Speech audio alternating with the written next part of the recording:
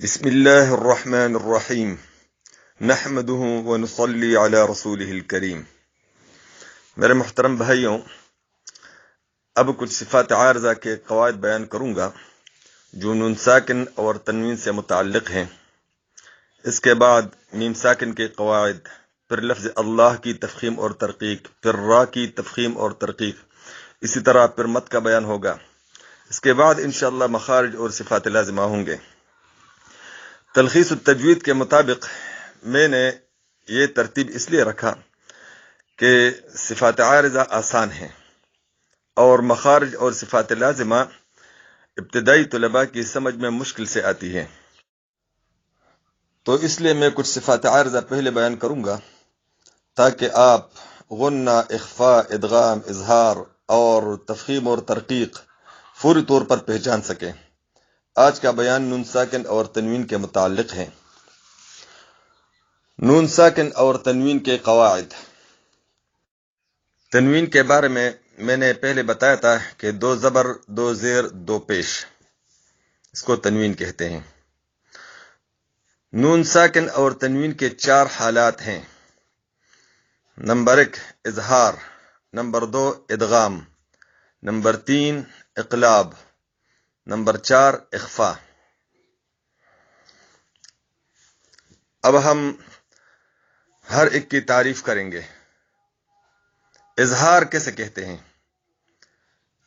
اظہار کا معنی ہے ظاہر کرنا، یعنی حرف کو اس کے مخرج سے غنہ کے بغیر ظاہر کر کے ادا کرنا، جس کی مثال یہ ہے انعمت۔ انعمت کے نون کو ہم نے غنہ یا اخفاء کے بغیر ظاہر کیا۔ انعمت یعنی اس نون ساکن میں ہم نے غنہ بھی نہیں کیا اور اخفاء بھی نہیں کیا، اس کو مکمل ہم نے اپنے مخرج سے ظاہر کیا، تو اس کو اظہار کہتے ہیں۔ اب اظہار کا حکم کیا ہے؟ اظہار کس حالت میں ہوتا ہے؟ نون ساکن اور تنوین کے بعد حروف حلقی میں سے کوئی حرف آئے تو وہاں نون ساکن اور تنوین کا اظہار ہوگا، یعنی نون ساکن اور تنوین کو ظاہر کر کے پڑھا جائے گا۔ حروف حلقی میں نے پہلے بتایا تھا کہ 6 حروف حلقی ہے، حمزہ، ہا، حا، خا، عین، غین، یہ 6 حروف حلقی ہے۔ اب میں اس کی مثالیں ذکر کروں گا۔ نون ساکن کی مثال حروف حلقی کے ساتھ: من آمن، یہاں نون ساکن ہے، اس کے بعد حمزہ حروف حلقی میں سے ہے۔ ینالون، یہ بھی حمزے کی مثال ہے، نون ساکن کے بعد حمزہ ہے۔ ان ہوا، یہاں نون ساکن کے بعد ہا حرف حلقی آیا ہے۔ ینہون، یہاں بھی نون ساکن کے بعد ہا حرف حلقی ہے۔ من علم، یہاں نون ساکن کے بعد عین حرف حلقی ہے۔ ینعق، یہاں بھی نون ساکن کے بعد عین حرف حلقی ہے۔ من حسنۃ، یہاں نون ساکن کے بعد حرف حلقی حا ہے۔ ینحتون، یہاں نون ساکن کے بعد حا، یہ بھی حرف حلقی ہے۔ من غل، یہاں نون ساکن کے بعد غین حروف حلقی میں سے ہے۔ فسینغضون، یہاں بھی نون ساکن کے بعد غین ہے جو حرف حلقی میں سے ہے۔ من خیر، یہاں نون ساکن کے بعد خا حرف حلقی میں سے ہے۔ المنخنقۃ، یہاں بھی نون ساکن کے بعد خا ہے جو حرف حلقی میں سے ہے۔ ان مثالوں میں یہ فرق ہے، ایک مثال 2 کلموں کا ہے، پہلے کلمہ کے آخر میں نون ساکن ہے اور دوسرے کلمہ کے شروع میں حمزہ حرف حلقی ہے، جیسے من آمنہ۔ اور دوسرا مثال بھی حمزے کا ہے لیکن ایک کلمہ ہے، ایک ہی کلمہ میں نون ساکن بھی آئے ہیں اور حمزہ بھی آئے ہیں. تو یہ جتنے بھی حروف حلقی ہیں نون ساکن کے ساتھ، ان کی دو مثالیں ہیں. پہلا مثال 2 کلموں کا اور دوسرا مثال 1 کلمے کا. اب یہاں جتنے بھی نون ساکن آئے ہیں اس میں غنہ، اخفا وغیرہ نہیں ہوگا، بلکہ اس میں مکمل اظہار ہوگا.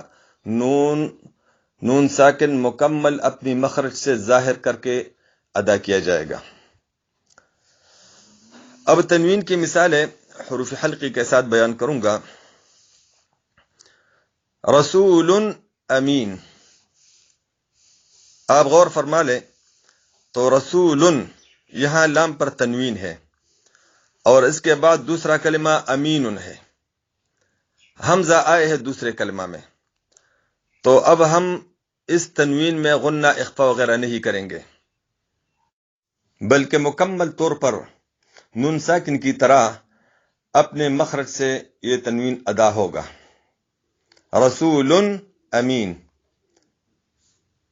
جرفن ہارن. جرفن، فا کے نیچے تنوین ہے کسروں کا اور اس کے بعد ہا حرف حلقی ہے، تو یہاں بھی ہم مکمل اظہار کے ساتھ ادا کریں گے. جرفن ہارن. سمیع علیم.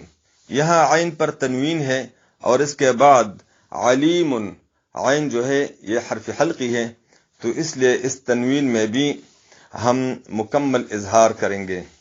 علیم حکیم. علیم یہاں میم پر تنوین ہے اور حکیم یہاں ہا حرف حلقی ہے، تو اس حرف حلقی کی وجہ سے ہم یہاں علیم میں مکمل اظہار کریں گے، تنوین کو مکمل ظاہر کر کے پڑھیں گے. عزیز غفور. عزیز، زا پر پیشوں کی تنوین ہے، ان 2 ضمے ہیں، تو اس لیے یہ اس تنوین کے بعد غین حرف حلقی ہے، تو اس لیے اس تنوین میں بھی ہم مکمل طور پر اظہار کریں گے. قوم خصمون. قوم خصمون. یہاں بھی تنوین کے بعد خا حرف حلقی ہے، تو اس حرف حلقی کی وجہ سے ہم اس تنوین میں مکمل اظہار کریں گے. اب دوسرا نمبر ادغام. ادغام کیسے کہتے ہیں؟ حرف ساکن کو حرف متحرک کے ساتھ اس طرح ملانا کہ دونوں ایک حرف مشدد بن جائے، جس کی مثال یہ ہے من لدنہ. اب آپ غور فرما لیں تو یہاں من نون ساکن ہے اور لدنہ میں لام ہے، تو جب بھی نون ساکن کے بعد لام آ جائے تو یہ نون ساکن لام میں مدغم ہوگا، یعنی من لدنہ کی بجائے ہم من لدنہ پڑھیں گے. من لدنہ. اب ہم قاعدہ معلوم کریں گے کہ یہ ادغام کس حالت میں ہوتا ہے. اور بھی کچھ حروف ہیں جس میں نون ساکن اور تنوین کا ادغام ہوگا. نون ساکن اور تنوین کے بعد حروف یرملون، یعنی یا، را، میم، لام، واو، نون، ان حروف میں سے کوئی حرف آئے تو ان حروف میں نون ساکن اور تنوین کا ادغام ہوگا، جس کی مثالیں یہ ہیں جیسے من یقول. آپ غور فرما لیں اصل میں کلمہ کیسا ہے؟ من یقول. تو من میں نون ساکن ہے اور یقول یا جو ہے یا حروف یرملون میں سے ہیں، تو اس لیے میں نے نون ساکن کو یا میں مدغم کیا. اور اسی طرح دوسرا مثال تنوین کا ہے غفور الرحیم. تو یہاں غفور را پر تنوین ہے اور اس کے بعد رحیم کی را اس کے بعد آیا ہے، تو یہ غفور کی را کی تنوین رحیم کی را میں مدغم ہو گیا، تو اصل میں کیسا تھا؟ غفور رحیم، لیکن ہم نے ادغام کر کے غفور الرحیم پڑھا۔ اس کی پہلی مثال میں نون کا ادغام یا میں، اور دوسری مثال میں را کی تنوین کا ادغام را میں ہوا۔